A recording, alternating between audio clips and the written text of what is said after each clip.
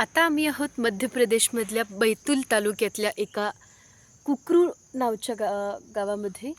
इथलं हे सुंदर फॉरेस्ट रेस्ट हाऊस आहे. इथं आम्ही थोडंसं थांबलो आहे.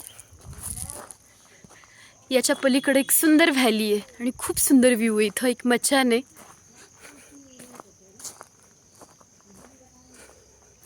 याच्या पलीकडं खूप सुंदर दरी आहे आणि इतका सुंदर व्हॅलीचा व्ह्यू येतो, अप्रतिम.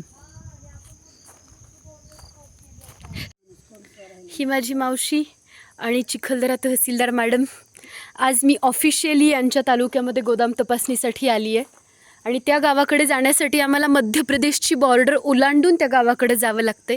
त्यामुळं आज मॅडम आम्हाला फिरवत आहेत. तर त्यांनी आम्हाला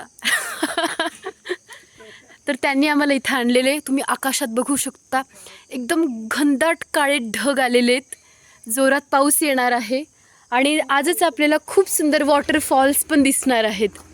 आणि इथं आता या रसोई घरामध्ये अतिशय कॉफीची लगबग चालू आहे का?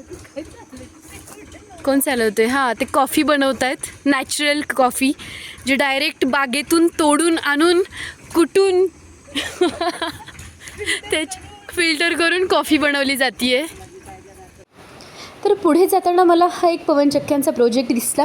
वास्तविक पाहता हा आपल्या महाराष्ट्रात येणार होता, पण या गावाला तो सँक्शन झाला.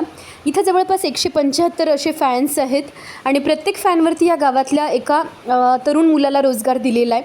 इथं बिलकुल लोडशेडिंगचा त्रास होत नाही आणि अगदीच सुंदर अशा पवनचक्क्या इथं दिसत आहेत आपल्याला. त्यानंतर परत आपण तोच व्हिडिओ लावला की कुकरू गावचं जे हे फॉरेस्टचं रेस्ट हाऊस आहे, तर इथली ही कॉफीची बाग आहे. अरेबिका कॉफी आहे इथे. 1944मध्ये एका ब्रिटिश लेडीनी लावलेलं हे जे गार्डन आहे, हे आजही खूप जास्त पाहण्यासारखं आहे. पलीकडंच आपल्याला महाराष्ट्राचा भाग दिसतो. आणि यानंतर आम्ही आमच्या गोदामात पोहोचलो. तिथे जाऊन आम्ही अतिशय व्यवस्थित सगळी तपासणी केली. तहसीलदार मॅडमनी आणि मी एक एक कट्टा मोजला आणि त्यानंतर अतिशय छान असं तिथलं गावठी जेवण केलं. हे आम्ही तपासणी केली आणि तिथं एका घरामध्ये त्यांनी जेवण बनवलेलं होतं.